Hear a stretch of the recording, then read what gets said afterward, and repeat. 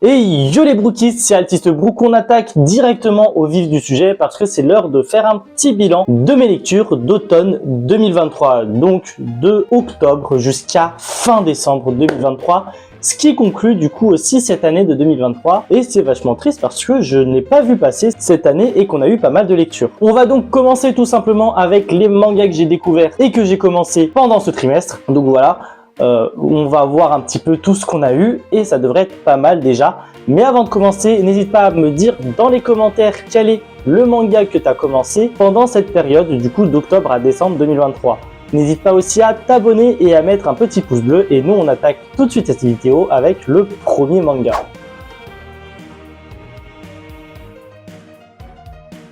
Bon, concrètement, c'est compliqué dans le royaume des 7 mers et les princesses sirènes vont devoir s'unir pour affronter la menace qui leur font face. Mais avant, bien sûr, de pouvoir affronter cette menace, il faudrait déjà retrouver cette princesse sirène. En tout cas, c'est le speech très rapide de Pichi Pichi Pitch. Concrètement, qu'est-ce que j'en pense de ce manga? Je vous ai fait un speech très rapide, hein, c'est pas réellement ça. Enfin, je peux aller dans les détails. C'est un manga que j'ai directement acheté parce que j'ai littéralement regardé l'anime quand j'étais gosse sur Canal J, en fait, tout simplement, et donc je me devais d'acheter ce tome et honnêtement je suis très content de l'avoir entre les mains. J'ai plutôt bien apprécié la lecture, donc ça reste un shoujo, voilà, pour ceux qui ne le savent pas. Donc la romance reste quand même très majoritaire parce que surtout c'est pour des petites filles, hein, globalement, même je dirais que c'est vraiment axé sur un public de 8-10 ans voire 12 grand max, donc on est sur de très jeunes petites filles, mais malgré tout on peut quand même apprécier la lecture. On a un délire de sauver le monde, donc on a un délire de Magical Girl. Je pense que tous les fans de Magical Girl peuvent kiffer l'œuvre au final, parce que ça reste très sympa à lire. Mais c'est là où ça pêche également un petit peu, dans le sens où on a quand même les antagonistes qui débarquent, qui font acte de présence et se manifestent via leur musique très sinistre, hein, c'est leur façon de procéder pour semer le chaos.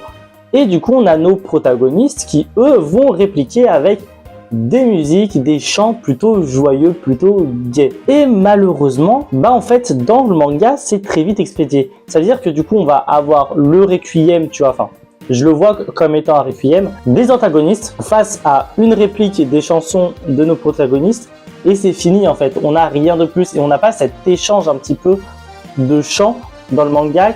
Et je trouve ça vachement dommage. Là où par contre dans l'anime ça a été sublimé dans mes souvenirs. Je trouve que du coup, vu que le manga s'appelle Pichi Pichi Pitch Mermaid Melody, la Mermaid Melody je la ressens pas trop. Parce que pendant cette mélodie en soi, on va sublimer plus les protagonistes visuellement plutôt que la chanson. Alors oui, je m'attends pas à ce qu'on ait un truc très métaphorique comme dans Sounds of Life ou Pipi Pipi, mais je m'attendais à un minimum. Là, c'est vraiment nos protagonistes qui sont vachement sublimés et basta quoi.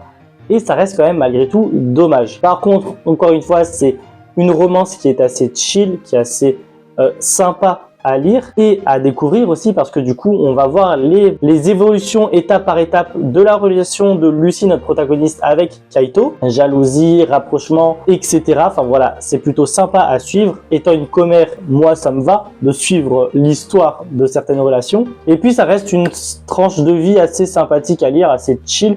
Parce que oui, ça reste aussi un slice of life et on a envie de savoir malgré tout comment est-ce qu'ils vont faire pour sauver tout simplement les 7 royaumes des mers. Je le rappelle, c'est tout simplement du coup Mermaid Melody Pichi Pichi Pitch chez les éditions Nobinobi. Il y aura 3 tomes, c'est une édition double parce que c'est une réédition et petite annonce assez sympathique, Nobinobi nous a annoncé tout simplement la suite, le spin-off de coup Pichi Pichi Pitch Aqua qui devrait sortir courant 2024, donc très probablement que je vous en parlerai également.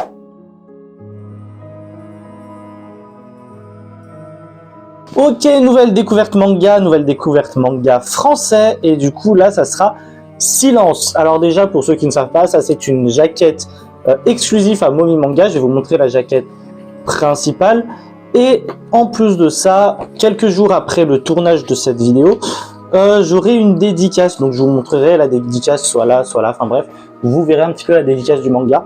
Donc, ce qui est pas mal. Alors, Silence, quelle est la qualité de ce manga? Bon, déjà, c'est un manga français, donc déjà, c'est une qualité à ne pas négliger. Mais en plus de ça, le gros point positif, c'est l'utilisation du folklore français dans ce manga, parce que vous le savez à quel point je critique le manga français pour ne pas utiliser le folklore français, et là il y est présent, que ce soit la petite souris pour les dents de lait, que ce soit des comptines du genre la souris verte, et encore j'en passe d'autres folklore, mais je pense que le manga du coup va être bourré de ça, et ça c'est vachement intéressant, et ça je vais kiffer très honnêtement, parce que c'est cool de faire du manga qui nous ressemble, qui utilise notre folklore, etc., et pas faire du copier-coller avec le Japon comme tant d'autres mangas français. Et enfin un auteur qui l'a compris ça, et ça fait grave plaisir. Cette utilisation de folklore français va entrer dans un cadre qui pour moi est très intéressant, et c'est le cadre du lore du manga. Je trouve que le lore est vachement intéressant. L'auteur va directement nous mettre dans l'univers avec une légende, il va nous décrire une légende, la légende qui va expliquer le contexte de l'œuvre, pourquoi est-ce qu'ils sont enfermés, pourquoi ils ne doivent pas faire de bruit, pourquoi est-ce qu'ils sont obligés de parler en langue des signes, parce qu'il y a très peu de paroles parlées du coup, et beaucoup plus de paroles signées. Tu vois, t'as capté ce que je veux dire. Et ça, franchement, c'est super cool d'avoir quelque chose comme ça et assez original. Parce que personnellement, moi, je ne connais pas de manga qui, du coup, parle en langue des signes. Très clairement. Alors, il y a peut-être Silent Voice, mais il y a que quelques personnages, sinon, le reste entre eux parle normalement, quoi. Alors que là, tout le monde parle en langage des signes, mais du coup, on a une ambiance pesante, on a une ambiance assez compliquée et une situation assez compliquée. Ça, c'est vachement sympa et vachement intéressant, puisque ça va amener un autre contexte, une autre problématique. C'est un petit peu les divergences d'opinion entre deux générations intergénérationnelles, les vieux qui sont butés, qui sont habitués à une situation et qui ne veulent pas changer, et les jeunes qui, ok, ils ont accepté la situation et tout, mais qui veulent quand même s'améliorer, améliorer leur vie.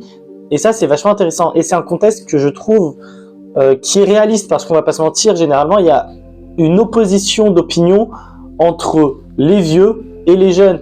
Les vieux, c'est bon, ils sont vieillis, ils sont l'habitude, ils ont été, ils sont bêtes et disciplinés, on leur a inculqué des trucs, ils vont le suivre à la lettre. Mais ces vieux cons, à l'ancienne, étaient les mêmes jeunes fous qu'on est aujourd'hui. Ils vont se rebeller, ils se sont rebellés, ils ont fait en sorte d'avoir une vie meilleure. Enfin bref, et tout ça, ce sont des choses qu'on retrouve dans le manga, et c'est vachement intéressant, et je trouve ça très réaliste. Bref, en tout cas, on se pose énormément de questions, on va voir à la suite pourquoi est-ce qu'il y a une autre civilisation qui, eux, a l'air de vivre paisiblement. Enfin, pourquoi nos protagonistes ont été enfermés dans une église et du coup ne peuvent pas y sortir et sont obligés de se taire. Enfin, plein de choses qu'on a envie de savoir et que j'attends de savoir. Du coup, on attend le tome 2 avec impatience.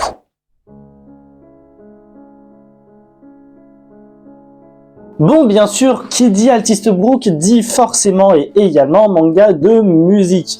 Alors du coup, j'ai lu B-Sides là aux éditions Kiyun, et petit point positif à noter, vous savez que les mangas de musique sont très souvent critiqués parce que tout simplement, il n'y a pas d'OSC, il n'y a pas de musique. Là, Kiyun y a remédié parce que du coup, vous avez un petit QR code avec toute une ambiance musicale. Alors, je ne l'ai pas encore écouté, je n'ai pas eu le temps. Je le ferai incessamment sous peu. Malgré tout, je trouve ça assez intéressant parce que du coup, cette critique de « il n'y a pas de musique pendant la lecture » n'est plus trop valable. Mais bref, si on parle de B-Sides, point très important et point très qualitatif, c'est les pages couleurs au début du manga, voilà, comme celle-ci, qui du coup va directement nous immerger dans le manga et directement nous intriguer.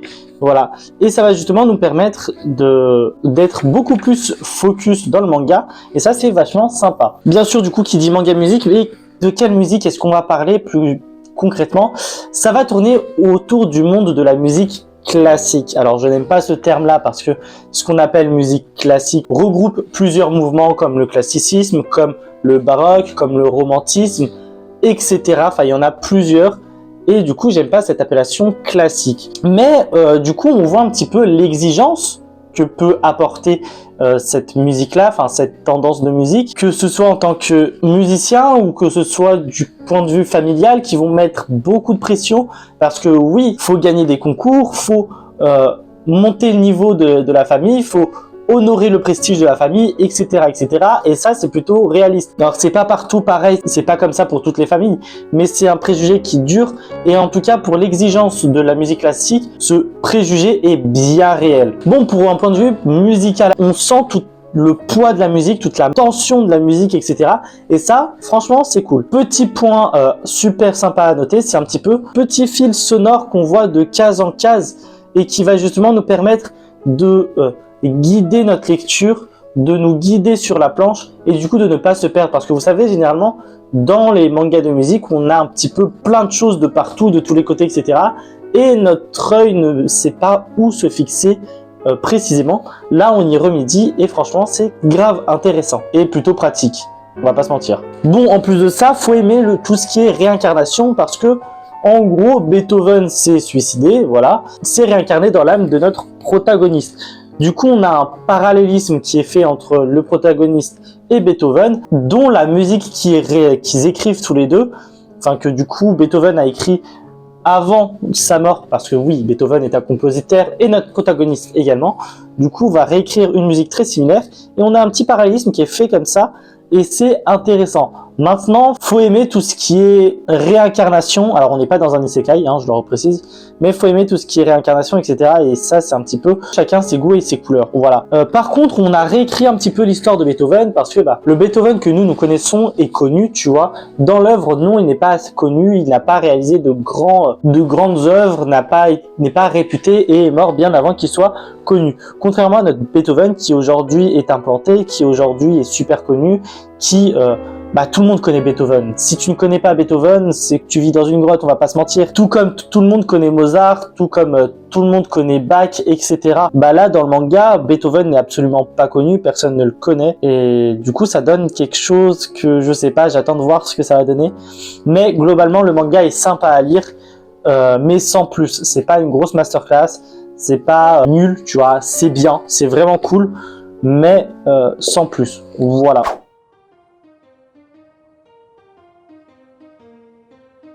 Bon, c'est ainsi que se termine cette vidéo sur les bilans lecture et notamment les mangas que j'ai découverts ce trimestre-là. N'hésite pas à me mettre dans les commentaires quel manga tu as découvert du coup sur cette période-là d'automne 2023, donc d'octobre à fin décembre. N'hésite pas à t'abonner et à activer la cloche de notification pour rejoindre la Vongola Family, mais pour être au courant dès que la vidéo sur les mangas que j'ai terminé est disponible sur la chaîne.